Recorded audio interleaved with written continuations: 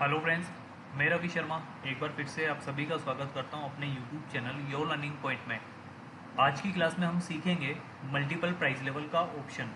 Tally का जो multiple price level का फीचर होता है वह एक्चुअली में होता क्या है। मान लीजिए हमने किसी भी कस्टमर को कोई क्वांटिटी सेल करते हैं तो वो हमसे एक ऑफर करता है कि अगर मैं इसकी क्वांटिटी आपसे इतनी ज़्यादा लेता हूँ तो आप मुझे क्या रेट लगाओगे, या मैं इसकी क्वांटिटी इतने ज़्यादा और लेता हूँ तो आप मुझे क्या डिस्काउंट लगाओगे।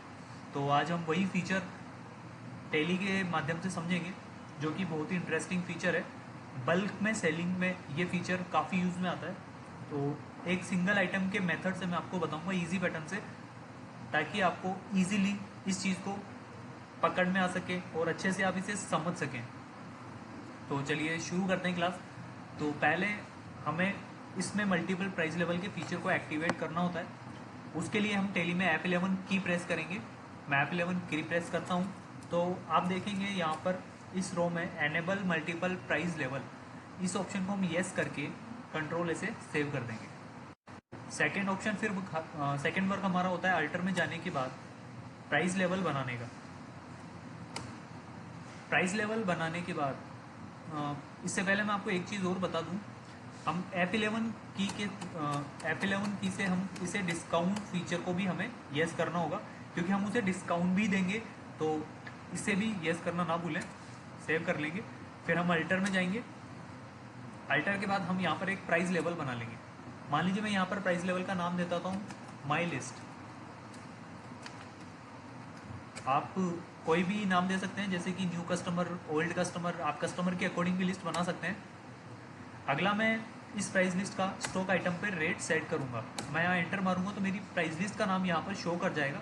तो मैं इसे सेलेक्ट कर लूँगा और किस तारीख से मुझे ये रेट एप्लीकेबल करनी है वो डेट यहाँ डाल दूँगा। एंटर मार के मैं यहाँ चेयर का मैंने आइटम बनाया हुआ है, तो हम फिलहाल चेयर के एग्जाम्पल से ही समझेंगे। यहाँ पर मान लीजिए 0 से लेकर 10 की क्वांटिटी अगर मैं सेल करता हूँ तो मैं उसकी रेट 500 रुपये रखता हूँ। और उस 10 से लेकर 15 तक की क्वांटिटी अगर मैं सेल करता हूँ तो उसकी रेट मैं 490 रखूँगा। और 15 से लेकर 20 की क्वांटिटी अगर मैं सेल करता हूँ तो उसकी रेट 450 रुपये रखूँगा और उसे 2% डिस्काउंट और दे दूँगा। वही पैटर्न अगर मैं 20 से ज़्यादा की क्वांटिटी सेल करता हूँ तो उस पर मैं रेट 440 रखूँगा और डिस्काउंट उसे और 5% का दे दूँगा। इस तरह से आप और भी आइटम ऐड कर सकते हैं। मैं फिलहाल टेबल का ही सॉरी चेयर का एग्जांपल ही लेकर चलूँगा, ताकि आपको इजी मेथड से थोड़े कम एंट्री के लेवल से जल्द ही समझ में आए। इसे ऐड करके सेव कर देंगे। अब अगला टॉपिक होगा हमारा बिल बनाने का। तो अब जैसे ही हम बिल बनाने आएंगे, हमने 1 अप्रैल से एप्लीकेबल का था, मैं 15 अप्रैल में बिल बनाऊंगा। मैं यहाँ पर ABC कंपनी को सेलेक्ट कर लूँगा, जो कि मेरा सन्ड्री डेटर है जिसे मैं सेल करता हूँ। एंटर मारूंगा तो यहाँ पर मुझे लिस्ट पूछेगा कि आप इसे अपने अकॉर्डिंग बनाना चाहते हैं या लिस्ट के हिसाब से। तो मैं यहाँ माई लिस्ट सेलेक्ट कर लूँगा, जो कि मैं प्राइस लिस्ट के अकॉर्डिंग उसे माल बेचना चाहूँगा। तो एंटर मारता हूँ। यहाँ पर मैं चेयर को सेलेक्ट करूँगा। चेयर में मान लीजिए अब मैं यहाँ पर 10 की क्वांटिटी अगर उसे सेल करता हूँ, तो हमने देखा था 10 से 15 की रेट में हमने उसे 490 की रेट दी थी। तो 490 की रेट ऑटोमेटिक यहाँ आ गई है। अब यही अगर मैं इसे कस्टमर को 18 की क्वांटिटी देता हूँ तो देखेंगे रेट हमारी ऑटोमेटिक 450 रुपये आ गई है। और 450 के साथ हमने 1800 में 2% का डिस्काउंट दिया था। और अगर मैं कस्टमर को क्वांटिटी 20 से ज़्यादा देता हूँ, मान लीजिए 22, तो हमारा रेट थी 440 और 5% डिस्काउंट। तो क्वांटिटी 22 डालने के बाद जैसे ही मैं एंटर मारूंगा हमारी रेट 440 हो जाएगी और उसे ऑटोमेटिक 5% का डिस्काउंट मिल जाएगा। तो इसी तरह हम सेल का बिल बना लेंगे। तो सेल्स अकाउंट के अंदर जाएगा सेल,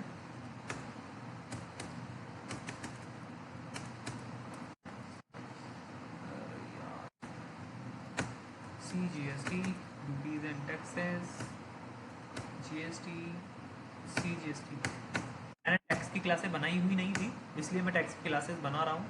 तो उम्मीद है आप भी, अगर आपके पास बनाना हो तो आप भी बना लीजिएगा।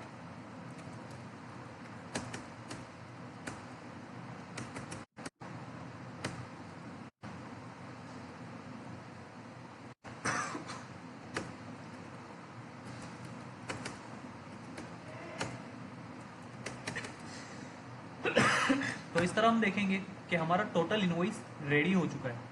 तो आपने देखा किस तरह से हमने क्वांटिटी की रेट सेट की कि किस क्वांटिटी में कितनी रेट है। अब मैं एक बार आपको फिर से बता देता हूँ। जैसे कि मान लीजिए हमने 16 की क्वांटिटी ली, तो हमारी रेट और डिस्काउंट ऑटोमेटिक चेंज हो जाएगा।